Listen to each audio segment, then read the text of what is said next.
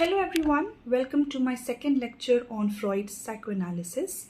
In the last lecture, we talked about the three sections of our mind as explained by Sigmund Freud: conscious, the preconscious and the unconscious. So to understand this, imagine an iceberg.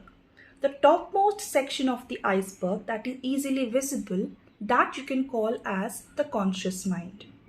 The lower section, the middle section, which is submerged, which is just inside water, which is easily accessible, is called the preconscious part of the mind, while the deepest section of the iceberg, which is submerged deep inside water, which is not accessible, that you can call as the unconscious mind.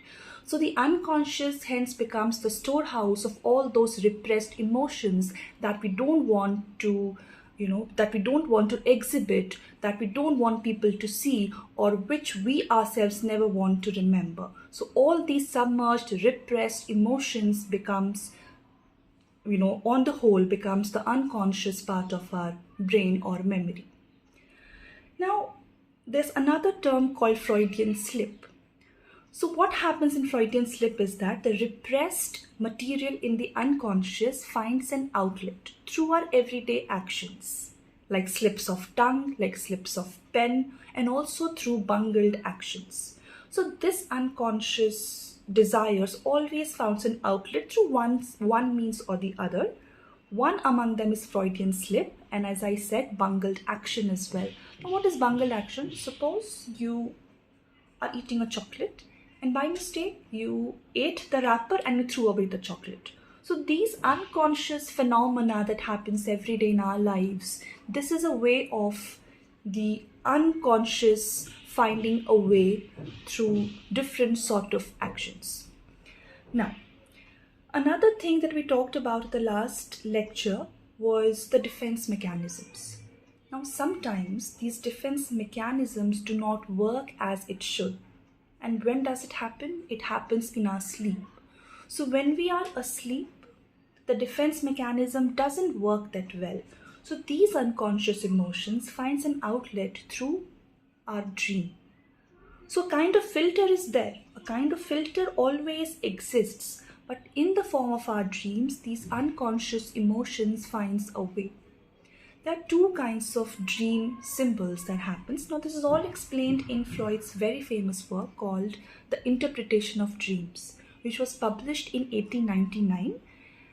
Sometimes it's also called 1900. So 1899-1900, a very famous book called The Interpretation of Dreams was published, wherein Freud talked about how the unconscious finds an outlet through our dreams.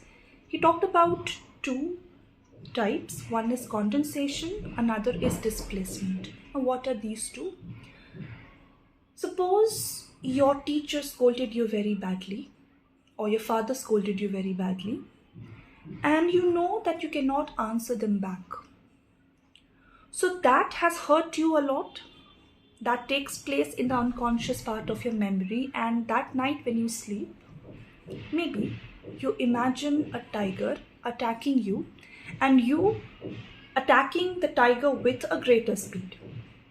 So what happens is that what happened during the day, your teacher scolding you or your father scolding you, and you, even in your dream, you cannot answer your teacher or your father back. So that finds an outlet through a different image in your dream. A tiger attacking you and you attacking the tiger at a greater speed. So this is called displacement.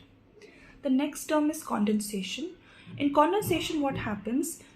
Different kinds of images form together, club together to form one single image, and it comes out in the form of dream. Like your father scolded you, your teacher sent you out of the class, your mom said you something, your friend said you something. So all these emotions club together to form one single image in your dream. And maybe you imagine a small child in your dream and you're hitting that child very badly, which you should not do, but you're doing that. So your different emotions when clubbed together to form one single image to represent all those emotions, it is called condensation. I hope that's clear. So So when we talk about Freud's psychoanalysis, this is what we have to discuss. We have to discuss Freud's concept of conscious, preconscious and unconscious through iceberg theory. We have to talk about id, ego and superego, which I have discussed in the last lecture. In case you have missed that, please go and watch. We have to discuss Freudian slips. We have to discuss bungled actions. We have to discuss defense mechanism and what happens in our sleep when these defense mechanisms do not work as it should. This all combined together forms the base of Sigmund Freud's psychoanalysis. If you have any questions regarding this, you can always message. And if you want more classes on psychoanalysis, you can write a comment on YouTube and we'll see what we can do. Thank you so much for your time. We'll see you again in the next lecture.